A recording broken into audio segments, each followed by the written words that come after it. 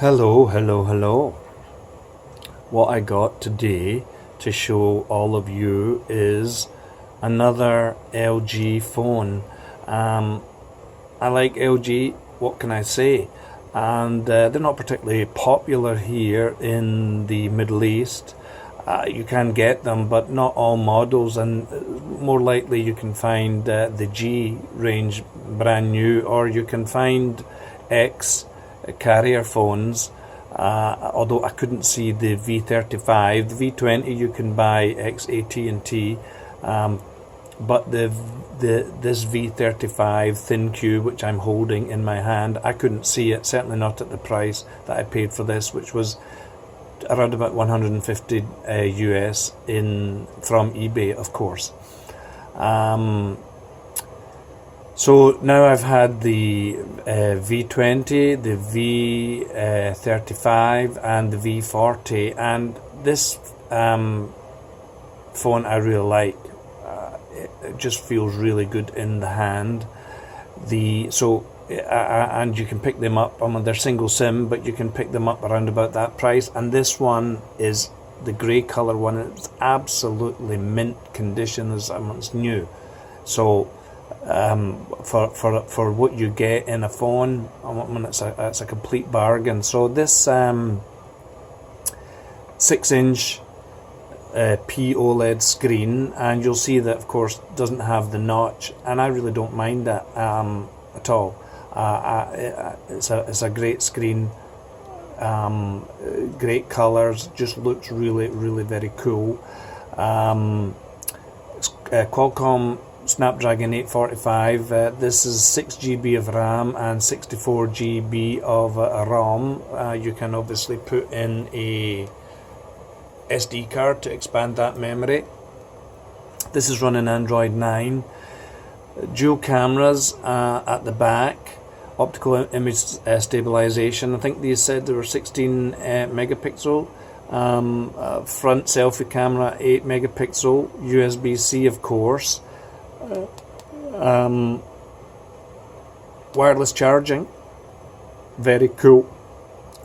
LASM, I need it, so I'm happy with that. This also has your headphone jack, and most importantly it has the quad DAC for us people who like our music. And I would say that, now look, again, this is kind of subjective, but I think the V20 DAC is better than this. That could just be me, and that was through the wired headphones I've been using. I'm not saying that I think the V20 is louder, most probably what I'm trying to say. So but still good. I have installed Nova launcher, which is preferable to the stock launcher that comes with LG. It's not particularly exciting. So I download Nova in the with the dark theme, and it's working really well. So of course I did the Antutu, and the score was 305,000. So this phone I think came out near the end of 2018. It's a really good score, and for most people this is plenty fast. With that processor, 845 is just what, a generation away, near 2 generations away now, but still very capable, incredibly fast, and I don't see anybody who could be unhappy with using this phone on a daily basis. It's actually just a really it's a real pleasure to use. Now it's thin, it's quite light, but when you say light, it kind of sometimes you think that gives it a kind of cheap feeling, but no, this actually, it just feels really good in the hand. It's really well balanced. It's not too slippy, although this is a glossy kind of gloss, but it's kind of shinier finish. It's not as slippy as some phones that I've used recently, and it's certainly not as slippy as the V20, which you really need to have in a case. But it just feels really good in your hand. The 6-inch screen, because the screen to body ratio, I suppose, it doesn't feel like it's a really big phone. It just feels very compact in your hand. Now, camera wise, look, the camera's good. I wouldn't say I was completely blown away with the quality of the still photos. The video quality, I think, is really good. I didn't try it so much. Sometimes I usually go outside and I walk around talking to myself and just see how much the shake is on it. So I haven't tried that yet, and I may do that if it does not get sold first. But the video quality is really good, and as I say, I'm really enjoying using LG phones. I'm actually recording this video on an LG G5, which I got by mistake, and it was locked to T-Mobile, and well, I'm not sure I can get it unlocked, so I kind of just using it as a video camera. I'm happy enough to do that, because it was like about $50. It wasn't expensive. So I'm filming all my videos of late on the old G5, and I've been really happy with LG. Now, I know that they're kind of generally, when these phones come out, either they're tied to a carrier or they're pretty expensive, so they're just not as popular, and they're not as popular here. Certainly I don't see that many people as me and one of my friends here, Sultan, who are fans of LG,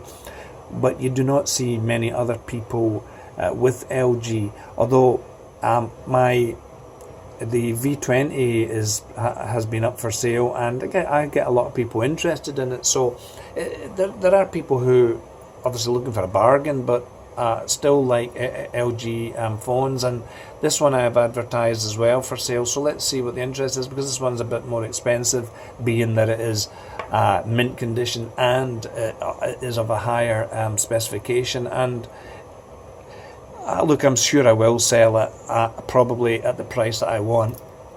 Even if I didn't sell it, I would actually be happy to keep it. But I'm expecting another phone, so to keep my wife happy, I will need to probably sell this baby and give the money to her as what I normally do these days. So what else can I tell you that I haven't kind of said already about about LG?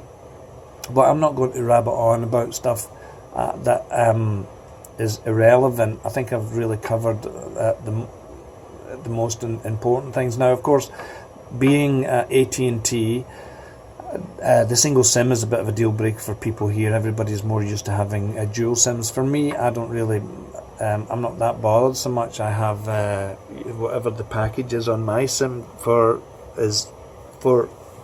internet and calls. But for some people, I can see it being a bit of a if they're going to spend that kind of money, they're looking at a phone that has a dual SIM.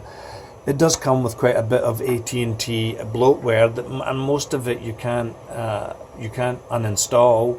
There's some games I think you could uninstall. Most of it, though, you can disable, so easy enough.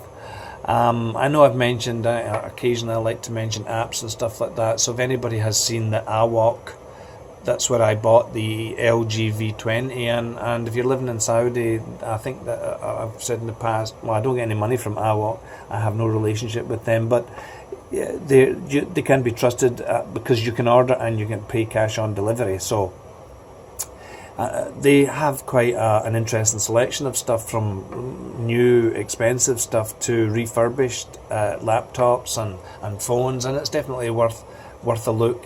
The shipping's not that expensive. I think it's about 25 riyals, and hopefully you do not have to get caught in paying any kind of customs duty, but I couldn't guarantee that. But it's worth for people who are always looking for a bargain like me, it's worth that looking at. I will continue to talk about the music app I'm using, Pulsar. The free version, I really like it, and it's it just does everything that you need a music app to do, and the free version is excellent. And I'm just going to talk about SDC Pay again, because they've really, I think, made a pretty decent app, and if you compare it with the Zen app or the Mobile app, they're pretty bad. So for not only for paying my bills, my wife's phone bill, it's easy for her to send money via Western Union, and it is, you can link your credit card, or you can transfer money from your credit card or your debit card into your STC wallet, and make the payments there. It's very easy and kind of like simple to use. It means you don't have to be queuing up at some shop for, what do you call it, for sending money to your loved ones. I do a bit of writing, and I've been doing more writing these days on the go, and I was looking for an app that could kind of help, and I found this app. It's called Pure Writer, and it's pretty decent. I think it was a couple of dollars. It wasn't that expensive. It is pretty decent for jotting down some bits and pieces that come into my mind, and if I'm sitting around or whatever, meant to be doing work, and it comes into my mind, that Pure Writer app, and you can see it here. Where is it? Pure Writer.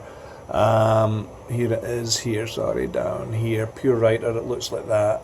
It's pretty good. And of course, because of some of the stuff I've been writing, I found this app. I needed a dictionary, and I wanted some rhyming stuff as well. So Poet Assistant.